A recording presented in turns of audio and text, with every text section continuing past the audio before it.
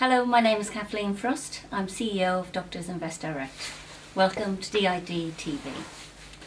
We are going to discuss some very topical issues regarding pension legislation. And here to join me is my business partner Keith Taylor and founder of Doctors Invest Direct. Welcome, Keith.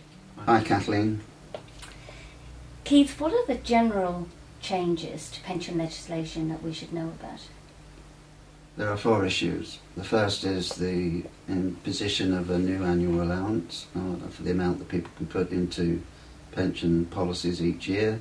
There's also a new lifetime allowance that's being imposed, which is pretty important. Thirdly, there are rules around pension accrual, which can have tax consequences as well. And then finally, there are changes to the rules regarding buying annuities and also something called income drawdown. What are the new limits of the amount that can be contributed to pensions in any 1 year? From the new tax year, starting in April, the government is reducing the annual allowance to £50,000. So that's quite a reduction in the amount that, as a maximum, can be paid into pension policies.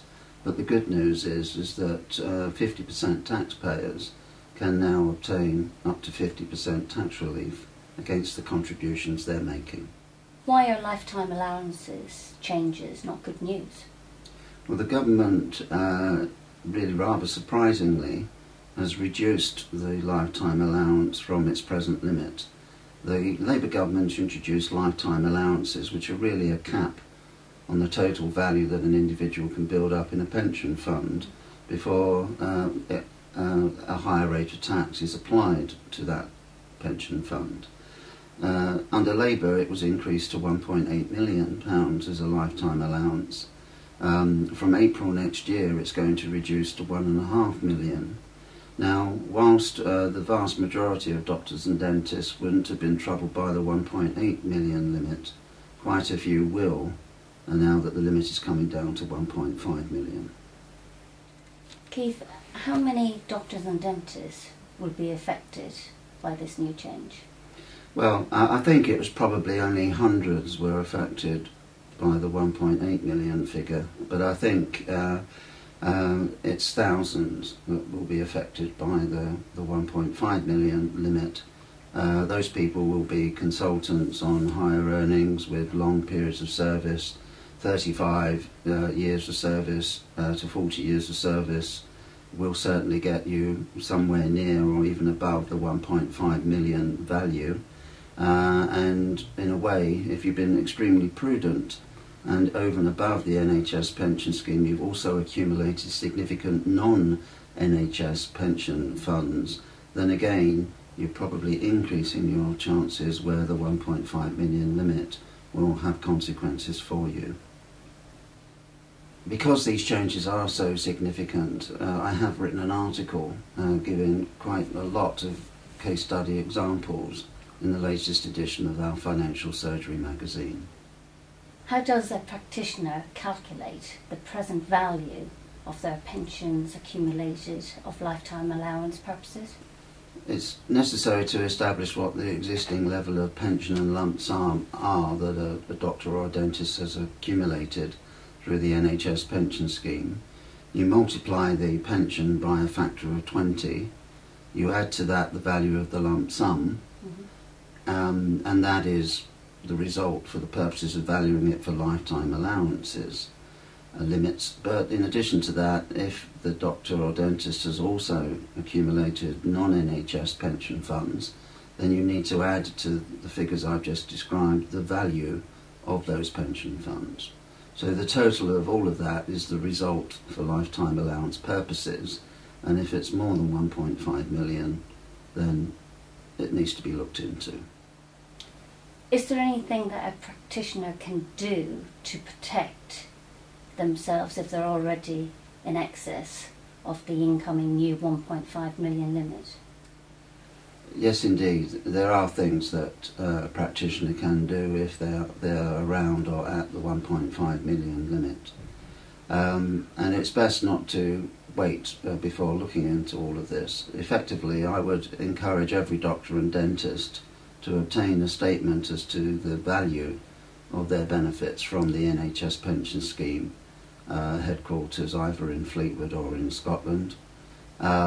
Use that to calculate what the value is for lifetime allowance purposes, but it's important to do that very soon because I suspect there will be thousands of people who will need to obtain this information, and really if you wait until just before Christmas or just after Christmas to look into all of this, you've probably left it a bit late because you're not leaving a lot of time for the NHS people to actually do the calculations and get a letter out to you.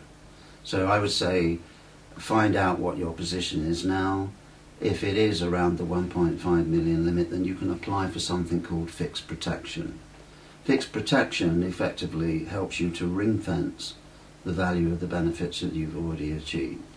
So if you are at or around the 1.5 million, consider if you need to apply for fixed protection. It is quite complicated, really. I have tried to make it sound quite simple. I certainly would not encourage a doctor or a dentist to try to work this out for themselves. I would say it's extremely important that practitioners get independent advice from somebody who's well versed in the technicalities of the NHS pension scheme as well as the general pension legislation, and specifically the legislation as it applies to these new lifetime allowances. Keith, you've also mentioned that a jump in the level of pension accrual that follows a pay rise may provoke additional taxation. Can you explain this to us? Yes, it is quite complicated again, so I'm going to try and simplify it. But in essence, in a given year, there will be a value of the accrual in your pension benefits compared to the previous year. Whatever the value of that accrual is multiplied by a factor of 16, and the result counts towards the annual allowance for the year, which, as I've already said, is now reduced to £50,000. If by going through this calculation it can mean that you're limited as to how much extra you might put into pension policies for the year, or it could even induce a tax charge because this calculation is deemed to push you above the £50,000 annual limit. So it is something for high earners to be very aware of. Are there also changes to annuities and income drawdown that people need to be aware of with these changes? Yes, again, this is an area of quite some significant change. I think it's in the public domain now that people are no longer going to be forced to buy an annuity when they reach age 75, which used to be the case. And the government have recognised there that with very low interest rates, for many, annuities are not necessarily the right way to go. In addition to that, there used to be something called alternatively secured pensions, which people were obliged to go down as the option instead of buying an annuity when they were aged 75. ASP, in terms of what it was known just by the capital letters, wasn't very good in terms of the position if you die after the age of 75, because it meant 82% tax applied effectively. So you couldn't really pass on your pension asset to your beneficiaries if you were in the ASP type of arrangement. That is a form of what's known as income drawdown. So there's now going to be two new forms of income drawdown, which essentially allow you to leave the money invested in your pension fund and you just withdraw an amount each year to give you what an annuity might otherwise have given you as income to spend. There will be two forms of income drawdown available, and the form will depend on what's known as secure income. If an individual has secure income of less than £20,000, the form of income drawdown available would be known as capped drawdown. I don't see that really troubling most doctors and dentists because I expect their NHS pensions will be in excess of £20,000 a year. Where that is the case, the form of drawdown available is called flexible drawdown. And the benefit here is that the doctor can pretty much decide how much they want to withdraw from their arrangement each year to suit the requirements in that particular year. So these changes actually are very good because they bring a lot more flexibility into the retirement planning. And the good news is that these changes apply from April 2011. How can doctors and dentists get help and guidance and all that we've discussed? Well, actually, in a way, I feel quite sorry for doctors and dentists arriving at retirement. If you've got NHS pensions and lump sums arriving, what do you do about that? And you've got perhaps a non-NHS pension pot, and you have to decide what form of retirement provision you go for there. Do you buy an annuity? Do you enter a form of income drawdown? It's quite tough decisions to make. So I personally would be certainly keen myself to opt for the best possible form of help and guidance, and that really does need to be independent guidance, and ideally it needs to be from somebody who understands doctors and dentists, and of course we believe we're well placed to understand all of that. The other thing just to say is that we are frequently invited to go along to different parts of the country to give talks on pension scheme matters.